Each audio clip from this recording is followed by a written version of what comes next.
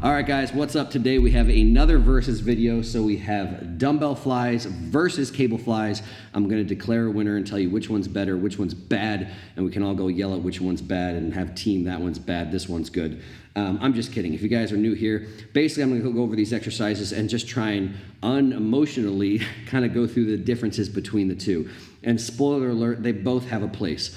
The only thing I might say towards the end is I might say there might be one that's slightly a better place to start. And really with the idea of efficiency, if you could only program one fly in your program, which one would I pick and why? But the reality is, as far as when I'm doing programming, when I'm training people, I use cable flies, I use dumbbell flies, so that should be some proof in the pudding. That again, I think they both have a place. It's not really about right or wrong, good or bad, or all that crap. Before I get moving in any further into kind of breaking these down, if you haven't already, don't forget to hit that subscribe button, give me a little thumbs up.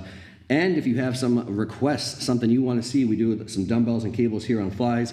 If that's interesting for you, you want to see something else, leave it in the comments below. I am doing this because someone put a request in the comments. So if you do the same, maybe I'll make a video just for you. So when I'm looking at what qualifies as a good exercise or maybe makes something more or less efficient than another, some of the things that I look at are bracing, profiles, and alignment. And within that profiles bracket is also range of motion. Is there one that covers more range of motion with load? So again, as far as comparing dumbbells to cables, alignment and bracing for the most part is kind of a wash. So bracing just means the difference of if I'm doing a cable fly, seated at a bench, basically I'll be able to do more load than if I try to do it just standing and having to balance my body back and forth with that. So both of them, obviously, with a dumbbell fly, you're always on a bench. So again, it's a very well braced exercise. You're not going to have to lose anything in trying to coordinate or balance this load. Alignment, I'll go into one little extra part at the end of this video where I kind of break down. Cables have a slight edge for convenience, so I'll show you how basically you can adjust the alignment of cables generally a little bit quicker than you can for dumbbells, but the reality is you can still adjust dumbbells alignment to maybe bias different parts of the pec or make it line up and fit better with your joint structure. The big difference is profiles. Profiles, loading patterns, whatever term you want to use, and that really just equates to, if we're looking at profiles, an exercise brings something to the table and your body brings something to the table. And from this notion of efficiency, whenever you can match those two, that's always a good thing to do. So we're gonna crack right in, and I'm gonna hopefully explain that and make that a little bit more clear. If anyone's new here, I'm gonna try and link somewhere up here in some space up here. One of my videos, I have a video that's basically on force, moment arms, torque, that kind of stuff, which sounds a little bit nerdy, scientific, but you need to have at least a basic understanding of moment arms to really kind of catch along with all this. I'm going to give you a little brief overview as we go through here. It's not that complicated, but again, moment arms are just as important as load when we're talking to as far as what they actually do to your body. So this is my picture first and foremost of someone doing a lying dumbbell fly. So if we're looking from above, so if somebody was laying on a bench over there, I'd be looking at, this is the top of their head. These are their arms out here. So again, this is their head, shoulder joint, elbow joint, dumbbell. Hopefully that makes sense. Again, I am world-renowned artist when it comes to these renderings, so you're welcome. But I'm just kind of do these hopefully so you can get the basic idea of what is the profile of a dumbbell fly. So if someone's lying on a bench and they're doing a flat dumbbell fly, how does this express on your body in the terms of torque? So again, if we're really looking at our pec crosses over mainly the shoulder joint. So your pec's right over across here and influences mainly the shoulder joint. So we're looking, how does this dumbbell create torque around the shoulder joint through the range of motion? So again, what does moment arm mean? Everybody has some inherent knowledge of this at home, and I'll prove it. If you've ever done a dumbbell fly and I said, okay, how much weight could you do just staying in the bottom 6 inches of the range of motion doing a dumbbell fly? How much weight could you do just doing the top 6 inches of a dumbbell fly? Everyone knows inherently that the bottom of a dumbbell fly is harder. Well, why is it harder? Well, it's the same weight in your hand. It's the same 6 inches as far as distance traveled. Why is the bottom so much harder? It's so much harder because of moment arms. And all that means is it's basically the point where this line of force, so that's what this little red thing is. So if you understand a dumbbell, the force that a dumbbell imparts is a result of gravity, so it's always going to be straight up and down. We're going to come back to that. That's one of the potential limitations of a dumbbell, or at least not as versatile maybe compared to cables. But this line of force from the dumbbell basically is going straight down as a result of gravity. So it's where this line of force is closest to the axis we're trying to influence. So in this case, closest to the shoulder joint. So this is the moment arm here. And so why does that matter? The moment arm is big. You don't have to know the exact amount. I mean, you could actually get your calculator out and calculate torque and all that's neat. But for gym decisions, that doesn't really matter. We just need to know that at the bottom it's big. Let's say we've got 10 pounds. 10 pounds times big is what? 10 times big. Why is that important? Write that equation down. So we go to a little further up in the fly. We come somewhere halfway through. And again, we do this moment arm thing again. So what is it again? We have the line of force, where that line of force is closest to the joint we're trying to look at here. And so what do we know now? Well, we know that moment arm is smaller. So now we have moment arm, smaller moment arm times 10 is obviously less than 10 times bigger moment arm. Does that make sense? So obviously we don't need to know the exact metrics. We just need to know if we multiply something big by the same thing and something small by the same thing, obviously the total amount is going to get smaller. So that's why as you go up, if we're looking at what's actually occurring here, again, this dumbbell, 10-pound dumbbell times big, that's going to create the amount of torque here. Smaller moment arm times the same 10-pound dumbbell is going to be less torque. That's why it's easier as you get through that mid-range. And then as we come to the bottom, we get to the point where it's stacked. Everyone kind of knows, don't come here on flies because there's basically no tension on the muscle, which is accurate. Why is that accurate? We have the line of force here is going straight through the axis. So what's the distance from that line of force to the axis that we're looking at from that shoulder joint? It's 0. So what's 10 times 0? 0. So again, when you're at the top, it's fair to say, are your pecs doing anything in this top position of a fly? Pretty much no. I mean, obviously you have to keep your joint from disassembling, but from our purposes of what we're talking about, there's no tension there.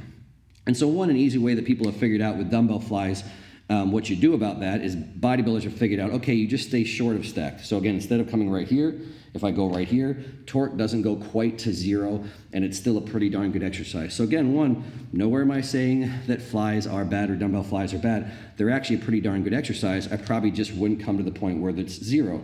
I'd maybe stay out here just a little bit, and if that's your range of motion, full stretch, just short of stacked, good exercise, actually pretty closely matches what your body does. It's just to the point where up here you could still contract against some load, but with a dumbbell you don't really have the option to if you're lying flat on a bench.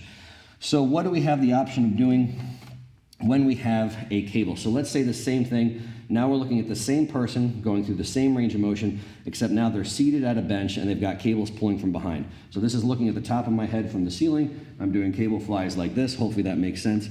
And these are the cables. So you could set the cables in pretty much almost the exact same spot. Doesn't quite work out because obviously it's going to a point, but you could set the cables up where they're straight back here.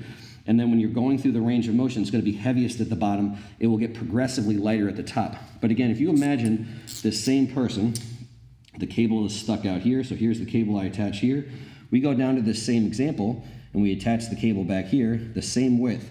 And now I draw that cable here. Actually did a pretty good job doing that. So what's the difference between these two? So now with a dumbbell, because gravity doesn't change, that line of force is straight up and down, that moment arm is 0. Here, this is not the case. So here we're going to do the line of force. Again, where is this closest? So another way of saying closest is going to be a 90-degree angle. So now here is the moment arm if we do cables. So what does that mean? I could set the cable in a fixed position. I could make the bottom really heavy.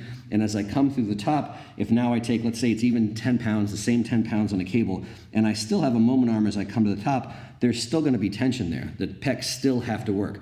So what's a big difference just with this one example? You can set the cables in a position where they overload the bottom, generally where you're stronger-ish, and as you come to the top, they do get lighter, so that moment arm would still go from big to small. It would get lighter, but there'd still actually be demands. There'd still be torque at the shoulder joint, and in turn, demands at the pec.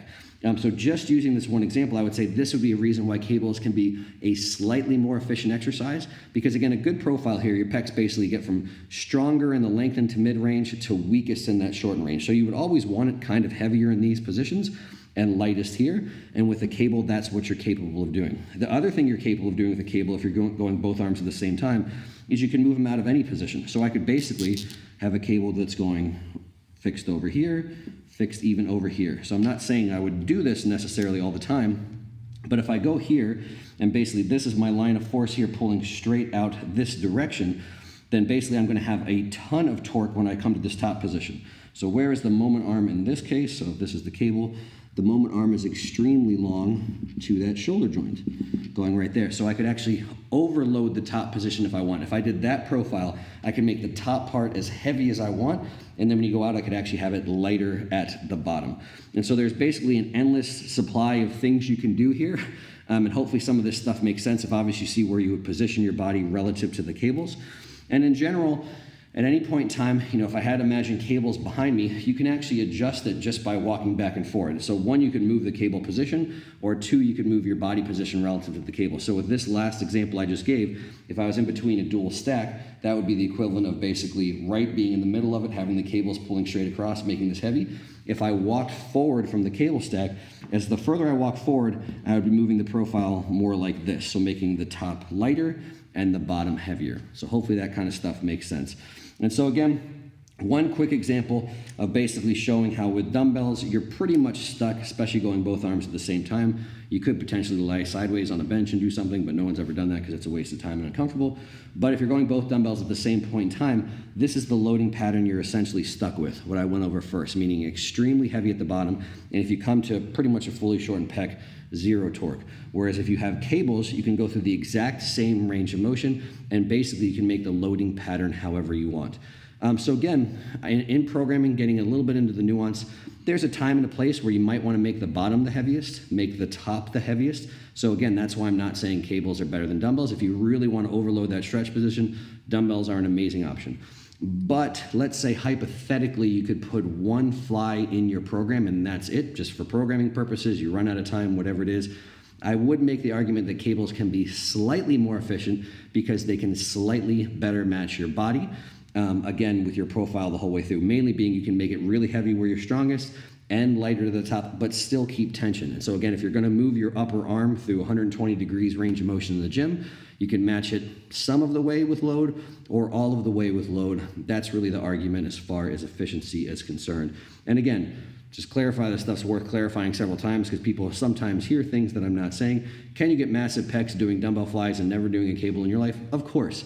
But again, you could do that with almost any exercise, so you can pretty much exclude any exercise at any point in time. This is really just for the concept and, again, the notion of efficiency. So again, for the average person, is this a huge deal?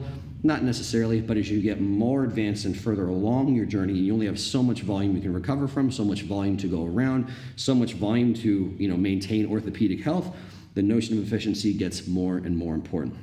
So that's as deep as I'm going to get, basically comparing the two. Hopefully that's not overly complicated. If something's confusing, leaving some comments below. And the last thing I'm going to show in the end of this video is just basically the difference of adjusting alignment. So if I want to bias different parts, where cables might have a slight advantage there, but how you can really basically do pretty much the same thing with dumbbells as well. All right, guys, so as mentioned previously, the only thing I really want to show here, I think most people know this kind of stuff, but again, it's worth kind of running through real quick, is cables arguably can be just a little bit quicker for adjusting alignment. So there's one thing, and I'll show this in a second, that I've discussed before. Anytime you're doing a fly, you really want your upper arm right in line with that line of force. It's not as easy always to see with a dumbbell, but it's very easy to see with cable. So in all these variations, I'm going to get in a position in a plane where when I come to that fully contracted, fully shortened position, that cable is going to lie right along my upper arm and, very importantly, kind of go right through the shoulder joint. So one, it's very easy feedback to see, do I have this aligned well for my shoulder joint and for pec fibers as well too? And then the other thing you'll see that's just a matter almost of semantics is I can basically keep the bench the same, my body position the same, and just by clicking something up and down, I can potentially bias more kind of upper fibers, mid fibers, lower fibers. And again, it's just about biasing. I mean, there's not really going to be a huge difference between maybe lower and mid and upper, but there is a fairly big difference if you're looking at, again, some of these fibers that attach to your collarbone and some of the ones that attach a little bit more near your ribs. So if I have them at the bottom here, basically I'm doing this. All other things being the same, I can bias upper fibers a little bit more. So if you see, again, this is what I was talking about. This is how I would say this is lined up well with your shoulder joint, in turn your pec fibers. If I came down here, then basically this is pulling me in a direction where my resistance is actually going to come more from my front delt, maybe even some rotation type stuff. Whereas if I keep it here, then it's more just about adduction, abduction coming across my body. So again, you can see one, it's easy feedback to see, are you lined up? But two, this plane of motion, hopefully you can see where my upper arm is going, where it's kind of ending and pointing is more at those upper fibers. I can bring it kind of down from low up to high. And again, you're always going to pick up some front delt working a little bit, but this angle, again, is pretty clearly going to bias more upper pec fibers.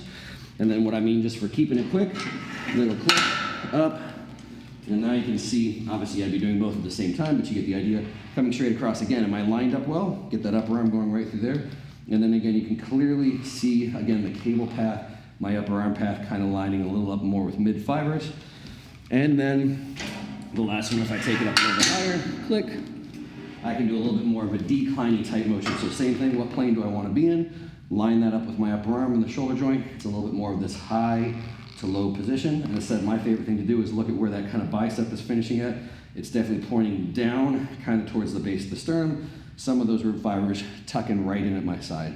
So hopefully that's pretty clear how the cable provides some immediate feedback for do I have it lined up well, but also you can just adjust it really quick as far as what you want for which plane are you trying to bias.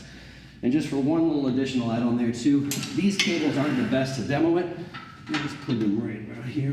But to kind of clarify what I had said before, move the old bench out of the way a little bit. If I had cables that basically being in this position, well, that one's heavy. Well, heavier than that one anyway. Being in this position, when I'm here, this is really overloading this position. And as I walk forward and you can see that cable getting closer to my arm, that moment arm is shorter. So hopefully you can imagine, just to clarify, the moment arm, the real-time moment arm basically is going to be from here to here. So it's long. Let's just call that, whatever, 18 inches or something. And then when I walk forward, the moment arm can get to the point where, again, to the center of my joint, it's maybe about 3-4 inches. So that's a quick adjustment to the profile. Now the bottom position will be heavier, the top will be lighter, and the further I walk back, basically the heavier the top position is and the lighter the stretch would be. And again, if I had a normal dual cable stack that was wider or free motion, I'd be able to show how that would, you can take your arms all the way out. So coming over to dumbbells, this is tough to see. I got a plate under there, so I'm at a slight decline. Basically just to realize there you can adjust the line of force and the direction of it. Here we're stuck with one direction straight up and down until gravity changes. If that happens, we've got bigger issues, but we'd have some more versatility with our pec training. If we lie down here and I'm on a slight decline, the other way, even if you're only on a slight decline, you can create a pretty big arch. And so you can see by changing my body position, and the dumbbells are going to move the exact same path, the exact same plane the whole time, you can hopefully see how that lines up a little bit more with the base of my chest fibers, lower pec fibers. And then from there, if I take my plate out, a little bit flatter, maybe don't arch quite as much, you can hopefully see that same plane now is going to line up a little bit more with kind of my mid pec fibers. And then like everybody knows, if I go incline, how much incline, slide back a little bit. The same plane of motion, so the plane of my upper arm, the dumbbell path hasn't changed, except being higher off the ground, is going to be slightly more in line with my upper pec fibers. So again, not that that's a huge deal, but the requirement of adjusting a bench is a little bit slower, a little bit more tedious, especially if you want to create as dramatic of a change than obviously just having a cable to click-clack up and down. So that is it. I'm surprisingly out of breath for doing 10-pound dumbbell flies, so that's slightly disturbing. I need to train harder. But anyway, if you found that helpful, please leave me some feedback below. Something's unclear, ask some questions. Don't hesitate to get after me with them. And if you've got something that you want to see, don't forget to leave a comment below for that, and maybe I'll do one just for you next time.